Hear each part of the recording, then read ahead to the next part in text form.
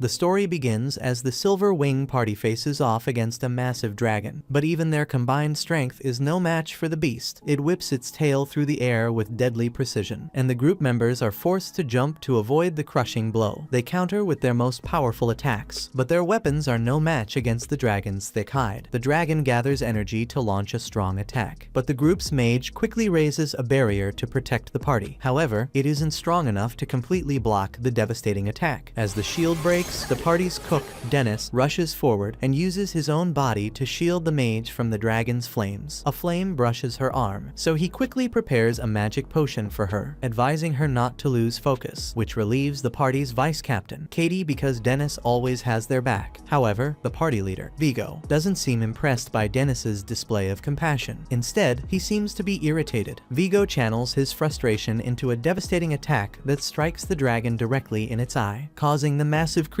to roar in pain. The injury sends the dragon into a complete berserker rage, and it begins attacking everything in sight with unpredictable movements. They manage to survive the chaotic assault, and Vigo shouts at his team to stay strong because they are the strongest party in the world. After that, the scene shifts to Silver Wing's meeting hall, where all the party members have gathered around a large table. Except for Katie, Dennis asks why Vigo called this meeting, so Vigo places all the blame for their recent failure on Dennis's shoulders, claiming that if Dennis hadn't used his dread voice ability, the dragon wouldn't have fled, and they would have been able to defeat it properly. Dennis calmly reminds Vigo that he was the one who ordered him to use that specific skill, but Vigo refuses to accept responsibility for his commands and continues to berate Dennis for the outcome. Dennis remembers how their goal was to defeat the dragon and harvest its rare materials for profit, but when the dragon suddenly entered a frenzied state, it made it very dangerous for them to continue the battle, since most of them were already injured, and they were looking at an imminent defeat. Vigo ordered Dennis to use the intimidation skill Dread Voice, which could frighten enemies. Dennis followed the command and successfully sent the dragon running away from the battlefield. Although this decision ended the quest in failure, it also saved everyone's lives. Dennis admits that he was surprised by Vigo's uncharacteristically good judgment at the time, but now that he is seeing his true nature, he hasn't changed. Vigo completely denies giving such an order and goes even further by suggesting that Dennis might have been sent to infiltrate their party as a spy from a rival group who wants to tarnish Silver Wing's reputation. He tells Dennis to leave their party, and none of the other members speak up to defend him because they're all afraid of the president. Vigo then delivers a cruel speech about how Dennis was never worthy of being in their elite party because he's just a cook, and the Silver Wing battalion is meant for highly skilled swordsmen, priests, and magicians. He notes that although they both have reached level 99, a lowly cook like Dennis has no place among true warriors. Dennis realizes that there's no point in staying there any longer, so he tells them to do whatever they want because they're not his problem anymore. He walks out of the room with his head held high, leaving behind his former party that he had served faithfully for so long. A little while later, Dennis walks through the busy streets of the capital city, thinking about how he will have to say goodbye to this place as well. A young girl accidentally bumps into him and lets go of her balloon, which starts floating up, and she begins to cry. Dennis quickly catches the balloon and returns it to her, saying that she shouldn't let go of things that are important to her. Meanwhile, Vigo watches from a distance as Dennis leaves, and he smiles coldly as he prepares to put his real plan into motion. Just as Dennis is about to leave the city, Katie appears and tries to stop him from leaving, despite others not acknowledging Dennis's role in the party. Katie knows that he played a key role, since he handled all the important tasks like medicines, alchemy, and cooking food. Dennis believes someone else will take over his responsibilities, but Katie explains that after he joined the party, their ability to explore dangerous dungeons increased dramatically, and now people are calling them the strongest party in the world. She knows that the rest of the party doesn't realize how much Dennis supports them from behind the scenes, but she knows his true importance. Katie desperately tries to convince Dennis to come back, and when that doesn't work, she asks him to at least cook one last dinner for her, or prepare a few lunches for them as well. Dennis can't believe that this is all she thinks about, so Katie gets serious and asks him if he's really leaving forever. When Dennis remains silent, Katie asks what he's going to do with his life now. Dennis explains that he's going to continue cooking because that's his job, and he reveals that he's planning to start his own restaurant. Katie doesn't wish for him to leave, so she once again tries to stop him, claiming that she is the one who found him and that he belongs to her. Dennis is grateful that Katie invited him to join Silver Wing, and he reflects on how well they got along together, which he believes is the reason Vigo kicked him out, since he was interested in Katie romantically. Dennis apologizes to Katie and walks away, and even when she tries to order him to come back using her authority as vice captain, he doesn't even flinch because he knows that his life as an adventurer is over, but his life as a cook has just begun. A few hours later, Dennis just made his way to a new city, where he's shopping for supplies to start his new restaurant. He discovers an amazing box in one of the shops that can cool anything without ice, and the shopkeeper explains that it's called an ice box, and it's essential for every restaurant. Dennis gets excited about buying it, but then he remembers reading in his favorite book, How to Open a Restaurant, that he should avoid unnecessary purchases and keep his investment as low as possible. He decides not to buy the icebox because he can use ice magic instead. According to the guidelines of the book, he buys an abandoned property, communicates with distributors about procuring raw materials, and purchases the necessary utensils. After completing all these tasks, he thinks about how much fun this process is, and he is getting closer to his dream. The next tip from the book is not to take up everything on his own, as he can't serve all the customers, so he decides to hire a helper. Just then, he notices a crowd gathering around a slave trader who is selling a young girl who was once the daughter of a noble family. The trader explains that her parents were defeated in a political power struggle, and she was exiled, so that's how she ended up here. The people gathered there find it hard to believe that she's really nobility because she doesn't look refined at all, but they do think that she's cute and will grow up to be quite beautiful. Dennis wishes he could do something to help her, but he thinks that he can't save everyone in the world, and if he got angry at every injustice, he would never survive. But when he looks into the girl's lifeless eyes, he's reminded of his own childhood when he was an orphan. The slave trader asks for bids, and they start at 300,000 before others start bidding as well, and it quickly rises to 800,000. Dennis raises the bid to $1 million, and he thinks he will win it. But the shopkeeper he met earlier intervenes with a bid of $1.5 million, claiming that she's quite cute, so he's going to take her home and take good care of her. Dennis notices that this guy looks like a pervert, but he tries not to judge people by their appearance. As he mentioned, he would take care of her. However, the crowd starts talking about how this man is indeed a pervert, and the girl will be miserable if he buys her. Dennis realizes that he can't let this happen at any cost, so he raises his bid even higher. The bidding war continues until it goes way beyond $5 million, and we see that Dennis has actually bought her. He takes her to his new restaurant, but he feels upset since he spent almost all of his savings buying the girl. Wanting to help her start fresh, he takes her to a store, buys her a new dress, and she gets cleaned up.